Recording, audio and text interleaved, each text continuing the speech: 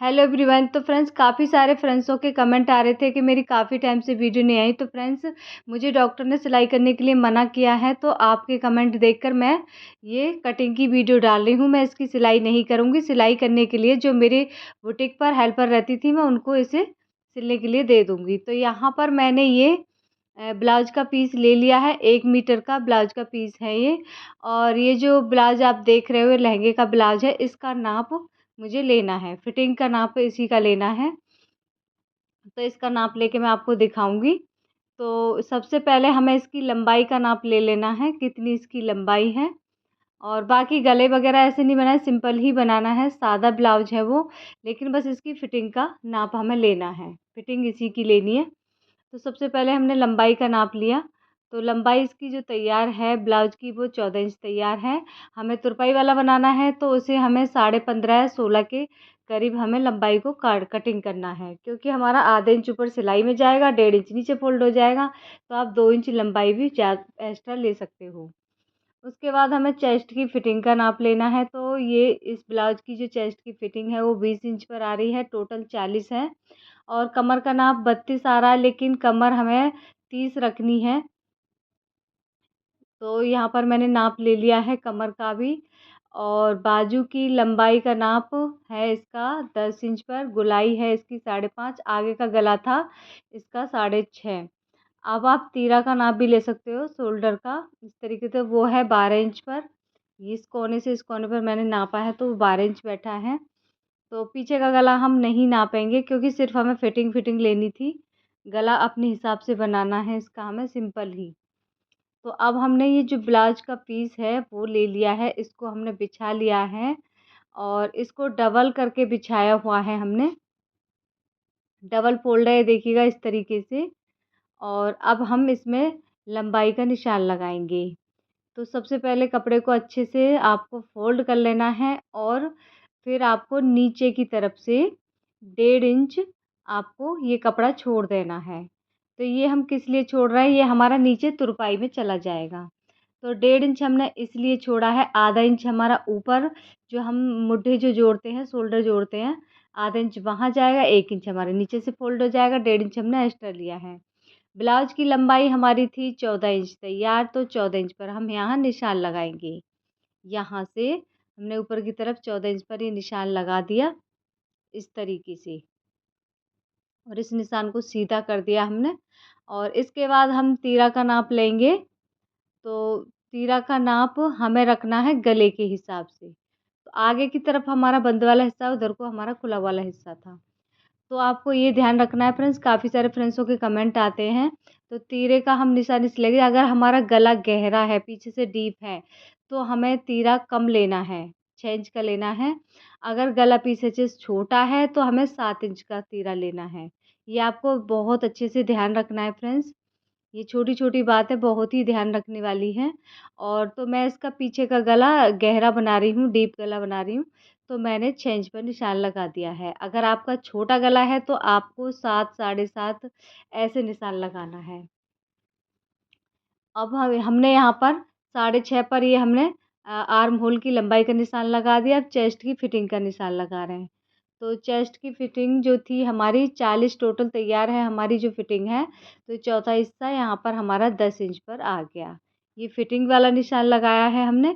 अब इसके बाद आप यहाँ पर 2 इंच, 1.5 इंच, 1 इंच मार्जिन रख सकते हो। अब हम इसके आर्म होल में निशान लगाएंगे 1.5 इंच का। 2 इंच का काफ़ी ज़्यादा हो जाता है, 1.5 इंच का काफ़ी है। और इसमें इस तरीके से गोलाई का शेप दे देंगे।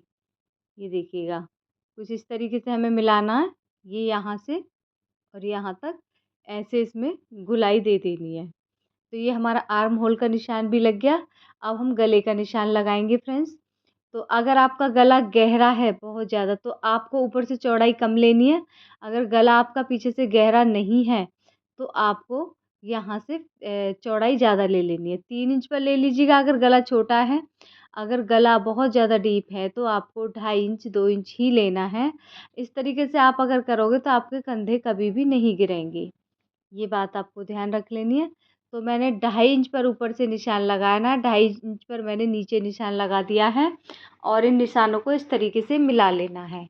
जो मैंने गले का जो लंबाई का नाप लिया है वो है हमारा 9.5 इंच, आधा इंच ऊपर सिलाई में चला जाएगा और 9 इंच का हमारा गला तैयार बैठ जाएगा।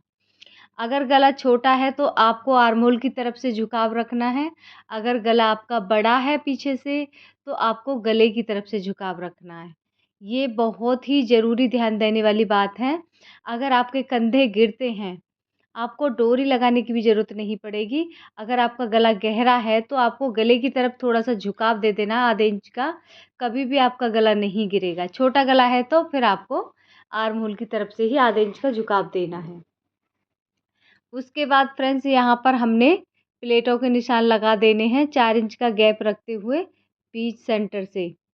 और इस तरीके से हमें निशान लगा देना है ये जो हमारा तुरपाई वाला हिस्सा छोड़ने के बाद ऊपर हमने 5 इंच की लंबाई प्लेट की रखी है, इस तरीके से। और ये आधा इंच इधर हमें इसका कपड़ा लेते हुए निशान लगा देना है इस तरीके से। जैसे निशान लगाया बिल्कुल उसी तरीके से आपको इसमें सिलाई भी लगानी है और अब हम इसकी कर देंगे कटिंग। जैसे-जैसे इसमें हमने निशान लगाए बिल्कुल वैसे ही इसकी कर देनी है कटिंग। ये हमारी कटिंग हो गई है और अब हम कर देंगे गले की कटिंग इस तरीके से। ये देखिएगा तो हम इसका गला जो पाइपिंग वाला ही बनवाने वाले हैं, तो आप चाहो तो थोड़ा-सा इस तरीके से और इसको छँटाई कर सकते हो। बाकी तो इसमें प्लेटें डालने के बाद फिटिंग अच्छे से आ ही जाती है। तो ये हमारा पीछे वाला पर्थ कटिंग हो गया है और दूसरी प्लेट भी इसके बराबर में हमें डालनी है, तो इस तरीके से फ़ोल्ड करेंगे और ये देखिएगा दोनों तरफ हमारी बराबर से प्लेटें आ गई हैं, पीछे का पर्ट बिल्कुल तैयार है। अब बाकी जो हमारा कपड़ा बचा हुआ था, उसको हमें फिर से बिछा लेना है इस तरीके से। हमने इसे बिछा लिया है, ये देखिएगा और बाजू के लिए इस तरीके से हमारा कपड़ा बहुत अच्छे से बच जाता है। आप भी इसी तरीके से ब्लाउज़ की कटिंग करते हैं तो। ये मैंने इसके ऊपर पीछे वाला पर्थ इस कपड़े के ऊपर बिछा लिया है। ये देखिएगा आधे इंच आपको आई हुक की जो पट्टी लगती है वहाँ से थोड़ा-सा कपड़ा ज़्यादा रखना है। वो कटिंग करके बेशक हम बाद में निकाल देंगे। खुला वाला उस तरफ को है हमारा हिस्सा, बंद वाला मेरी तरफ को है। क्योंकि आगे आई हुक वाली पट्टी जो होती है तो वो तो खुला ही रहता है, तो इसलिए मैंने उधर से खुला वाला हिस्सा लिया है। अब बाकी हमें क्या करना है, यहाँ से बिल्कुल इसी तरीके से कटिंग करेंगे, क्योंकि आगे का गले की कटिंग हम बाद में करेंगे। अब हम आपको बताते हैं कि मेरे फ्रेंड्स के कुछ के कमेंट आ रहे थे कि हमारे जो पर्थ हैं छोटे-बड़े हो जाते हैं। तो वो आपके पर्थ छोटे-बड़े क्यों हो जाते हैं मैं आपको बताती हूँ कि आगे वाला जो पर्थ है हमें उसे लंबाई में भी 1 इंच फालतू लेना है और हमें चौड़ाई में भी 1 इंच फालतू लेना है। जैसे कि मैंने आपको निशान लगा के दिखा दिया है। इस तरीके से साइड से आर्म होल की तरफ से मैंने 1 इंच लिया है इसको चौड़ा और 1 इंच मैंने लंबाई में जाता। क्योंकि इसमें आगे वाले पर्थ में प्लेटें डाली जाती हैं, तो वो हमारा जो पर्थ है वो सिकुड़ जाता है, छोटा हो जाता है। तो इसलिए आपको लगता है कि ये छोटा हो गया। और अब इसमें आप जब सिलाई लगाएँगे, प्लेटें डालेंगे तो ये छोटा नहीं होगा, बस आपको थोड़ी बहुत इसकी छँटाई कर देनी होगी, जो हल्का-फुल्का कहीं से छोटा-बड़ा लग रहा होगा। तो इस तरीके से आपको रखना है। तो अब हम गले की कटिंग कर लेंगे, इस तरीके से।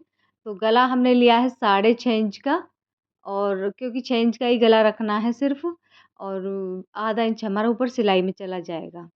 अब आर्म होल में छटाई का निशान लगाएँगे जैसे आप इसमें देख रहे हो, हर ब्लाउज में मैंने बताया हुआ है, इस तरीके से। अब कर देंगे इसकी हम कटिंग, इस तरीके से और इसके आर्म होल में भी इसी तरीके से छटाई कर देंगे हम। ये छोटी-छोटी बातें आपको बहुत अच्छे से ध्यान में रखनी है। इन्हीं से ब्लाउज़ों में फिनिशिंग आती है और अच्छी फिटिंग भी आती है। ये देखिएगा, ये छटाई भी हो गई है तो एक परत को अभी हम हटा देते हैं और इसमें प्लेटों के निशान लगाएँगे हम। इस तरीके से लेंगे, इसको इंची टेप को आधा इंच ऊपर से छोड़ते हुए जो हमारा सिलाई मार्जिन रहेगा, उसे छोड़ते हुए नीचे को हम जब इसे नापेंगे तो 10 इंच पर प्लेट का निशान लगाएँगे। और आई हुक वाली पट्टी की तरफ से गैप रखेंगे 4 इंच का, ये हमारी बीच सेंटर वाली प्लेट हो गई। नीचे से भी 4 इंच का गैप रखते हैं और इसको इस तरीके से प्लेट को मिला देना है। ये बीच वाली प्लेट हो गई हमारी इस तरीके से। अब बाकी जो प्लेटें हैं, उनमें हमें 2-2 इंच का गैप रखना है, इस तरीके से। ये मैंने रखा और इसको तिरछा कर देंगे। इस तरीके से तिरछा हमने रखा और इस साइड वाली प्लेट को भी हम तिरछा कर देंगे। ये भी मैंने इस तरीके से तिरछी कर दी है प्लेट। अब ये आर्म होल वाली प्लेट है, इसको भी 2 इंच का गैप रखते हुए लगा देंगे। बाकी मैंने ये देखिएगा इस तरीके से जैसे निशान लगाया ना, ऐसे ही इसमें सिलाई लगानी है बिल्कुल। बिल्कुल आगे की तरफ से बिल्कुल किनारी पर सिलाई को उतार देना है और नीचे से आपको थोड़ा-थोड़ा ज़्यादा कपड़ा लेना है। दूसरे परत को इसके ऊपर रखते हुए थपथपा देंगे और उसमें भी वो निशान आ जाएँगे और उनको बाद में हम थोड़ा-सा डार्क कर लेंगे। तो ये हो गए हमारे आगे वाली परत में प्लेटों के निशान लग कर के तैयार फ्रेंड्स।